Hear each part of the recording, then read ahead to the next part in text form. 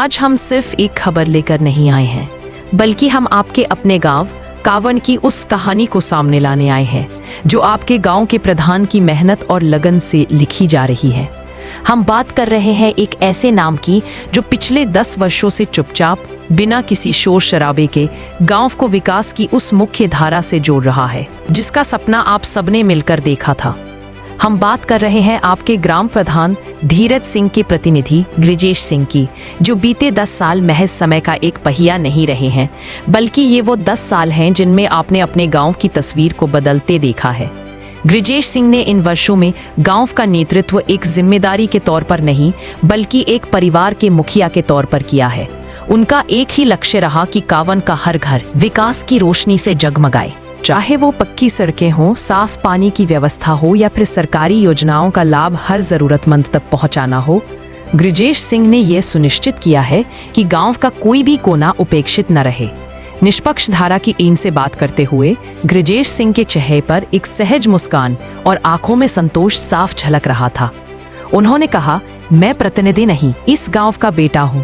मेरा प्रयास रहता है कि गांव के हर व्यक्ति को लगे कि यह सरकार, यह योजनाएं और यह विकास कार्य उन्हीं के लिए है। जब गांव के किसी बुजुर्ग के चेहरे पर सरकारी पेंशन मिलने की खुशी देखता हूं या किसी बच्चे को पक्की सड़क से स्कूल जाते देखता हूं, तो मेरा 10 साल का संघर्ष सफल लगता है। यह चर्चा सिर्फ एक मुलाकात नहीं थी। गृजेश सिंह ने साबित किया है कि अगर नीयत साफ हो और काम करने का जज्बा हो तो गांव की तस्वीर पूरी तरह बदली जा सकती है।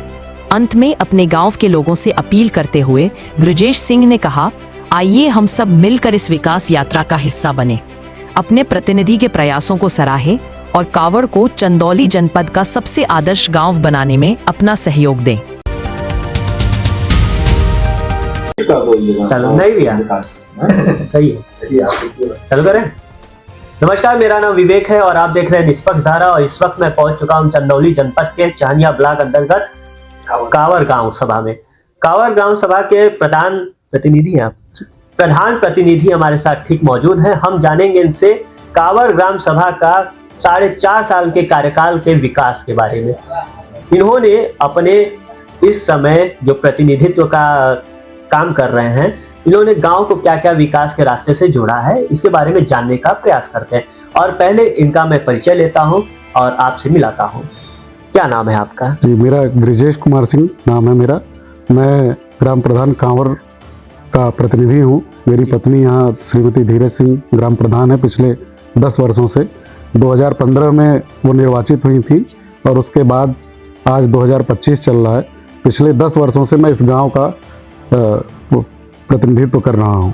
जी प्रधान जी, ये बताइए कि आपने 4.5 साल के कार्यकाल में अपने गांव को क्या क्या दिया है और कैसे जोड़ा है? देखिए, मैं आपसे ये कहना चाहूँगा कि चूँकि मेरा कार्यकाल 9.5 साल का है, तो आप 9.5 साल की उपलब्धियों को सुने। क्योंकि जब मैं 2015 में चुना गया तो इस गांव की स्थिति ये थी कि सड़कों पर पानी बहता था, गंदा पानी, लोगों के घरों का पानी नाली के अभाव में बहता था। और PWD की सड़क जब भी बनती थी तो साल 6 महीने के अंदर वो टूट जाती थी। मुझे लगा कि ये बहुत दुरूह कार्य है, क्योंकि 2.5 मीटर की रोड में नाली निकालना, और जिस गांव में 2-2, 3-3 ईंट भट्टे चलते हो कि लगातार गाड़ियों का आना जाना लगा रहता था। फिर भी मैंने एक लंबा चैलेंज देख करके और अपने JE के माध्यम से उस कार्य को पूर्ण किया। और अंडरग्राउंड सीवरेज सिस्टम पे जैसे शहरों में होता है, उस तरह से चैम्बर बना करके मैंने पहली प्राथमिकता में जो दिखने वाले जो गंदा पानी था, जो सड़कों पे दिखता था, लोगों के पैरों में लगता था, वो मैंने अंडरग्राउंड सीवरेज सिस्टम पे काम करके उसको ख़त्म किया। उसके बाद मेरे यहाँ सबसे बड़ी समस्या थी कि एक 25 का ट्रांसफार्मर था, उस पर 4000 लोगों की आबादी, उस पर बिजली चलती थी लोगों की। आए दिन वो ट्रांसफार्मर या तो जलता था, नहीं तो कहीं न कहीं फ्यूज उड़ता था। फिर मैंने उस पर काम किया, माननीय विधायक सुशील सिंह जी के द्वारा, माननीय महेंद्रनाथ पांडे जी के आशीर्वाद से इस गांव का विद्युतीकरण कराया। और आज मेरे अपने गांव में 8 ट्रांसफार्मर 25, 63 और 100 kVA के चल रहे हैं। अब न कोई लाइट उड़ती है, न ही कोई ट्रांसफार्मर जलता है, क्योंकि लोड मैंने मजरा वाइज उसको बांट दिया। उसके बाद फिर इस कार्यकाल में अगर मेजर योजनाओं की मैं बात करूं तो समूह पेयजल योजना के तहत, हर घर नल योजना के तहत कांवर ही एक ऐसा गाँव है जहाँ हर घर में निर्बाध रूप से पूरे दिन में 3 बार, सुबह दोपहर शाम, पानी की आपूर्ति हो रही है। तो ये मेजर योजनाएं थी।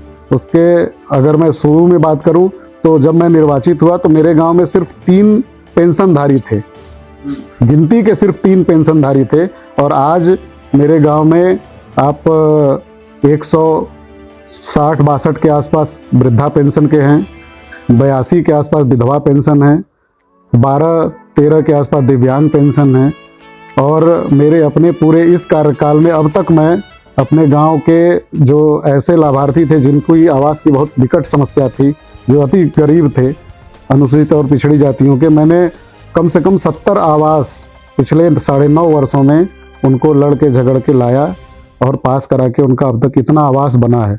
आप जाके देखेंगे मेरे गांव की हर गली, लगभग गलियां आरसीसी या तो इंटरलॉकिंग से कवर हो चुकी हैं। गांव के बाहर मैंने जो विकास कार्य किए, बाहर से सड़कों को जोड़ने का, मेरे यहाँ एक बहुत ही प्राचीन गुप्तकालीन मंदिर है जिसको महालक्ष्मी मढ़ौरी देवी कहते हैं, वहाँ मैंने विद्युतीकरण कराया। अवधूत भगवान के आश्रम पे मैंने विद्युतीकरण कराया। उसके बाद उस आश्रम पर मैंने इंटरलॉकिंग कराया, अमृत वाटिका का निर्माण कराया। अभी वहाँ एक बहुत ही हाईटेक पार्क बनने जा रहा है जिसमें ओपन जिम, झूला, पाथवे, लाइट और फव्वारा सब लगने जा रहा है, जिसका भी टेंडर क्षेत्र पंचायत द्वारा किया जा चुका है। तो ये सब विकास कार्य अब जो हुए वो चल रहे हैं। उसके बाद आप जो ही मेरे गांव में घुसते हैं आपको एक भव्य प्रवेश द्वार दिखता होगा जिसको मैंने माननीय MLC ब्रजेश सिंह की निधि से बनवाया। तो ये सब मेरे विकास कार्य हैं जिनकी वजह से जनता ने पिछले के प्रधान के कार्यकाल को देखा, मेरे कार्यकाल को देखा, और पिछली बार जब मैं पहला चुनाव जीता था तो मैंने अपने प्रतिद्वंदी को, जो वर्तमान प्रधान थे, उनको लगभग 300 वोटों से हराया था। और इस समय आपके गांव में कितने वोट हैं? इस समय मेरे गांव में लगभग 1800 वोट हैं। कितने वोटों से आप विजयी हुए थे? पहला चुनाव जब हम जीते थे वर्तमान प्रधान से लगभग 300 वोटों के अंतर से मैं जीता। दूसरी बार जिस प्रतिद्वंदी को मैंने हराया उनको 184 वोट से हराया था। तो क्या एक प्रधान बनना एक जुनून था कि पैसे के लिए प्रधान? नहीं, प्रधान बनना एक सपना था मेरा ये था कि इस गांव को मुख्य धारा से जोड़ूं और बेसिक इंफ्रास्ट्रक्चर की जो कमी है वो पूरा हो, ताकि लोगों को एक अंतर दिखे समाज में कि जब प्रधान चाहे तो कितनी क्षमता से काम कर सकता है। मोदी जी का एक सपना है 2047 में एक देश को विकसित राज्य देश बनाने का। उस विकसित देश के हिस्से में आपने अपने गाँव को कितना जोड़ा है? क्या लगता है कि आप उनके सपनों में साकार उतरे हैं? बहुत हद तक हम उन्हीं की विचारधारा से जुड़ के काम कर रहे हैं और सरकार की जो मंशा है उस मंशा के अनुरूप ही कार्य किया जा रहा है। सरकार की भी मंशा है कि गांव का हमारे विकास हो, सुशासन लागू हो और लोगों को पता चले कि नहीं, ग्राम सभा अगर मजबूत होगी तो देश मजबूत होगा। उन्हीं एक महिला आबादी को लेकर के ये सरकार जो है कि काफी ज्यादा जागरूक रहती है और महिला आबादी के लिए विशेष तौर पर बहुत सारी योजनाएं भी चला रही है। आप एक ग्राम के प्रतिनिधि होने के साथ साथ और खासतौर पे आपकी पत्नी प्रधान है, उसके नाते महिला आबादी के लिए आपने क्या भी कुछ विशेष किया गाँव में? देखिए, महिला आबादी की विशेषता पर अगर हम बात करें तो चूँकि हमारे यहाँ 13-14 समूह चल रहे हैं, सारे समूह की फंडिंग भी NRLM के थ्रू चलती है और वो सारा समूह अपने आप में अच्छे से कार्य कर रहा है। हमसे जो सहयोग समूह के लिए बनता है वो मैं कर ही रहा हूँ। दूसरी चीज़, महिलाओं की उस पर बात करें तो सबसे ज़्यादा समाज में अगर स्थिति किसी महिला की खराब है तो किसी परित्यक्ता महिला की या विधवा की, क्योंकि उसको सहारा देने वाला कोई नहीं होता। आज आप मेरे गांव में जाके देखेंगे तो लगभग 95% विधवा महिलाओं का मैंने पेंशन बनवा रखा है, ताकि आर्थिक रूप से उनको किसी के आगे हाथ न फैलाना पड़े। हमारी सरकार 1000 रुपये प्रतिमाह उनको देती है, तो कम से कम उनके अपने दवा इलाज का खर्च उस 1000 से निकल जाता है। दूसरी बात, शिक्षा के पर हम बात करें, बेटियों की शिक्षा पर बात करें तो हमारा विद्यालय ऐसा है जहाँ 400 से ऊपर बच्चों की स्ट्रेंथ है। तो कहीं न कहीं उसमें मेरा योगदान ये है कि मैंने उस विद्यालय को चारों तरफ से कवर कर दिया, बाउंड्री नहीं थी, सुरक्षा के ध्यान से। बाकी बच्चों के लिए, बालिकाओं के लिए अलग शौचालय, बालकों के लिए अलग शौचालय, हैंड वॉश और भोजन की गुणवत्ता ये है कि मैं खुद कहता हूँ, जाके चेक भी करता हूँ, बच्चों से भी पूछता हूँ कि खाना तुमको घर के जैसा मिलता है कि नहीं मिलता है। और इन्हीं सब चीज़ों को मैंने देखा है, इन्हीं चीज़ों को किया है मैंने। महिलाओं के लिए बाकी तो आप देखेंगे तो जो व्यवस्था रोड की है, सड़क की है या नालियों की है, वो सबके लिए उसमें महिलाएं भी आती जाती हैं। शौचालय मैंने हर घर में बना रखा है, तो सबसे बड़ी जो समस्या थी महिलाओं की कि उनके घर में शौचालय नहीं होते थे, जिससे उनको बड़ी सामाजिक कुरीतियों का सामना करना पड़ता था। वो बहुत हद तक सुधर गया है कि आप आए होंगे मेन रोड से, आप तमाम गांव के मुख्य सड़कों को देखते हैं कि कहाँ कितनी गंदगी होती है। आप मेरे भी गांव की सड़क से आए होंगे, आपको दिखा होगा कितनी गंदगी है, नहीं है।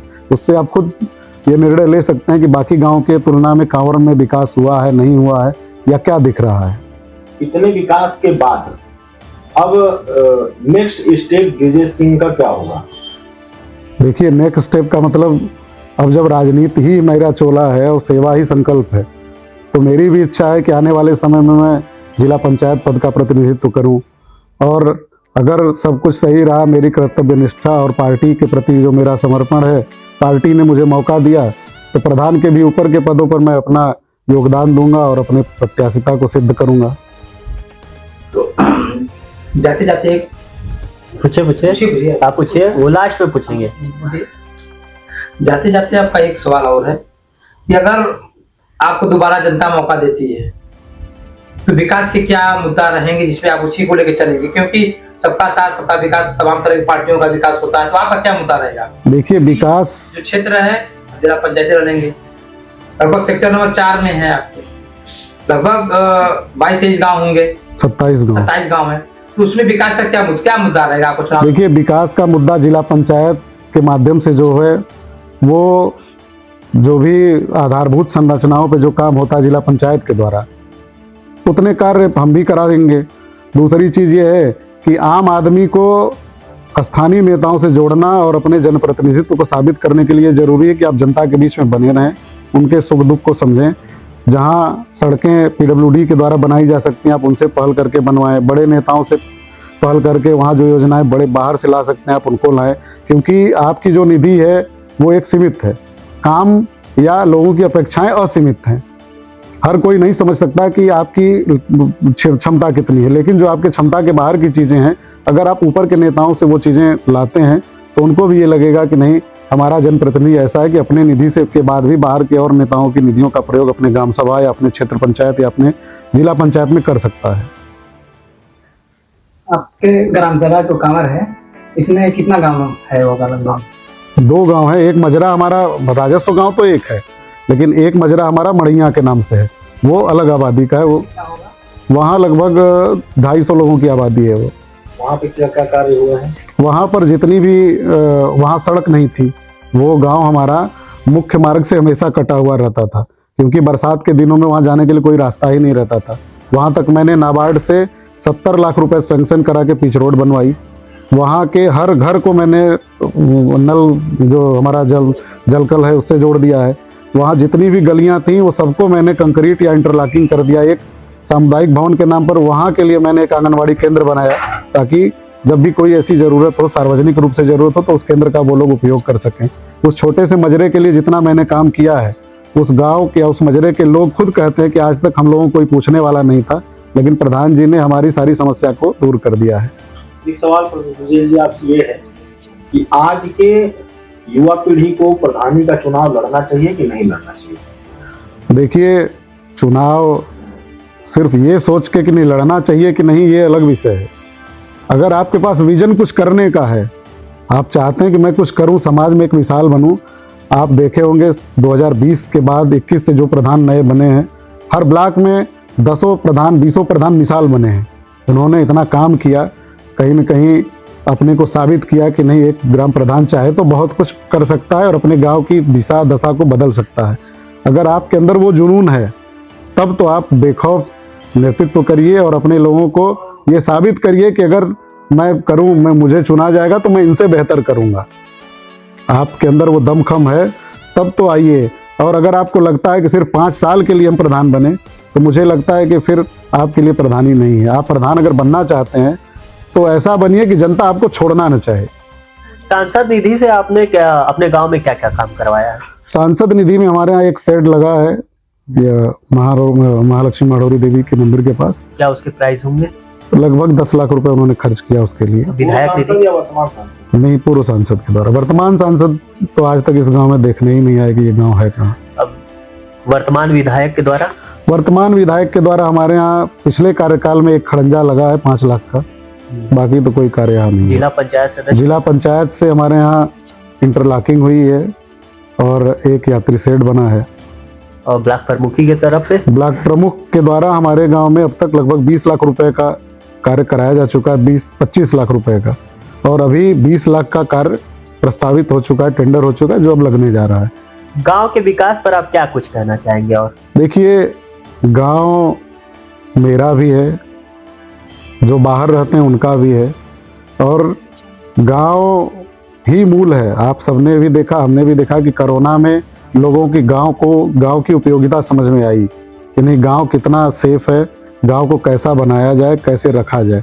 और जहां तक मैं समझता हूं कि अगर आपकी खुद की पहचान होनी है तो आपके गांव से ही होनी है। आप शहरों में चाहे जितना बड़ा मकान बना लीजिए, लेकिन मोहल्ले वाले आपको नहीं जानते हैं। लेकिन अगर गांव में आपने कुछ सामाजिक काम अच्छा कर दिया तो आपको गांव ही नहीं, अगल बगल के लोग भी जानने शुरू कर देते हैं कि एक कोई जनप्रतिनिधि है ऐसा जिसने गांव को ऐसा बना दिया है।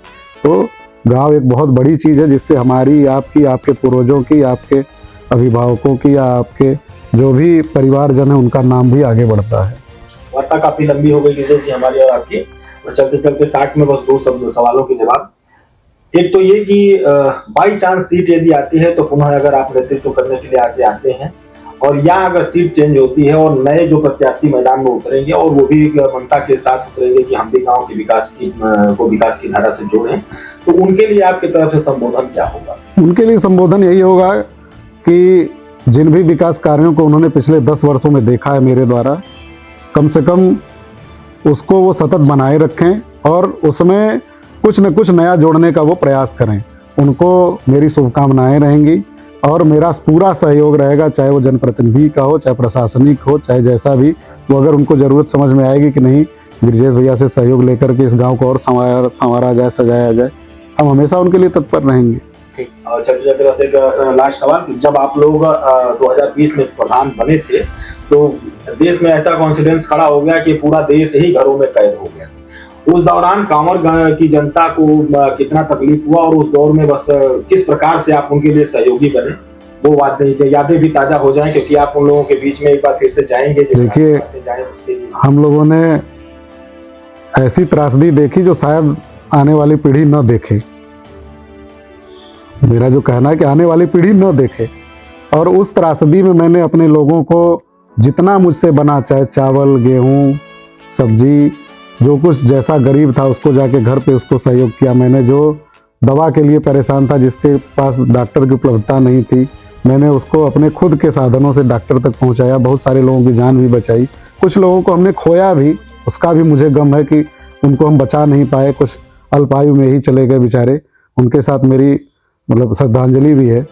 लेकिन जिस तरह का हमने जो देखा, और उसको देख करके ये एक चीज़ समझ में आया कि इस तरह की आपत्ति विपत्ति या जो आपदा है, उसमें सबसे ज़्यादा ज़रूरी ये है कि आप धैर्य बना के रखें और सामंजस्य बना करके अपने लोगों का साथ अपने साथ बना करके रखें, क्योंकि बुरे परिस्थितियों में आपको अपने ही काम आएंगे। तो आप देख रहे थे कांवर गांव के प्रधान प्रतिनिधि अपने गांव के विकास के बारे में बताया, बल्कि गांव के विकास के बारे में ही नहीं बताया कि समाज के बारे में भी बताया, और अपने कोरोना काल के समय का वो त्रासदी के बारे में भी यादें ताजे हुई, और साथ ही साथ इन्होंने 9.5 साल के कार्यकाल को भी गिनाया, और आने वाली पीढ़ी जो चुनाव लड़ेंगे उनके बारे में भी बताया। तो आप इनके विचारों से कितना सहमत है यह कमेंट करके जरूर बताइएगा। बाकी मिलते हैं अगले वीडियो में। मैं विवेक कुमार, धन्यवाद।